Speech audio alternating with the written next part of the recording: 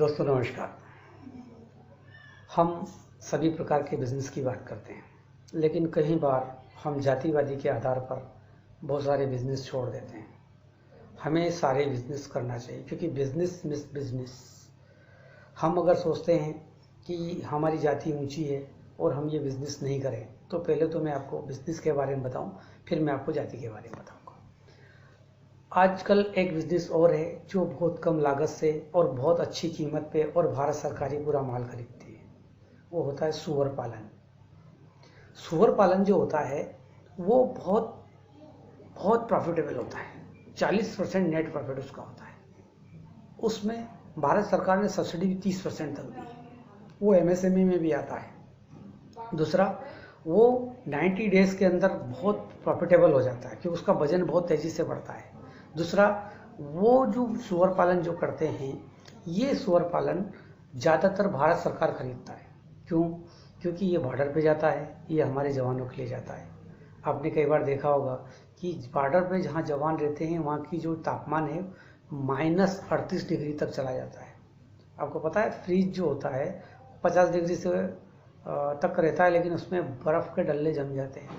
वैसी स्थिति में हमारे देश के जवान जाते हैं, इसलिए ज़्यादातर ये मटेरियल्स वहाँ पे जाता है। दूसरा, इसकी चर्बी, इसका चमड़ा, इसकी बहुत सारी चीज़ें ऐसी है जो हमारे रोज़मर्रे के जीवन में काम आती है, बहुत ज़्यादा काम आती है। इसकी चर्बी का बहुत ज़्यादा उपयोग है।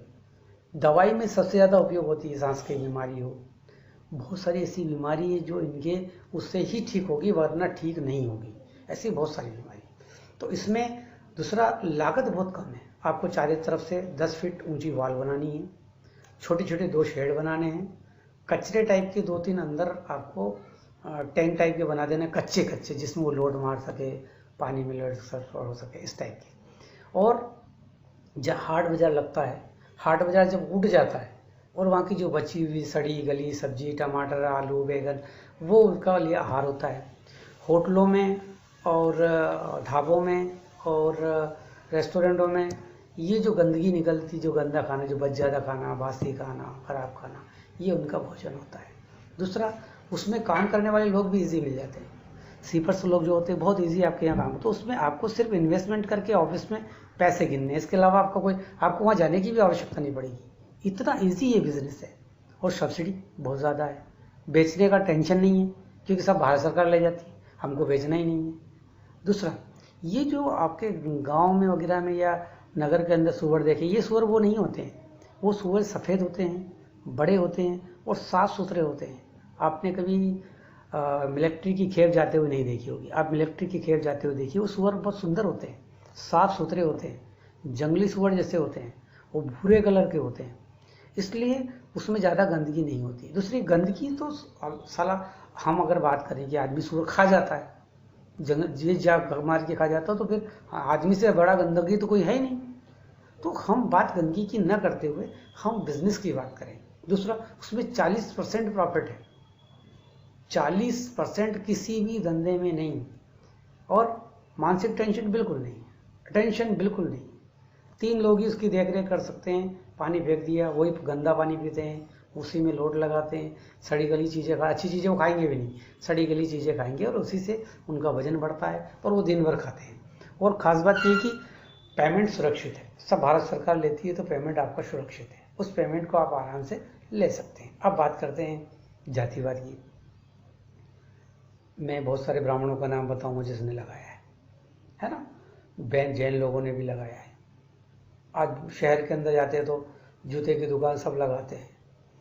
उसी चमड़े को टाटा ने बना के दे दिया तो वो VIP हो गया, वो शोरूम हो गया। सोचने की बात है।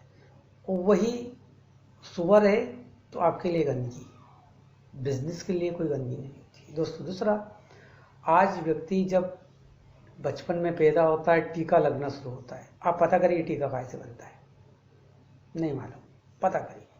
दूसरा, दवाई काय से बनती है, पता करिए।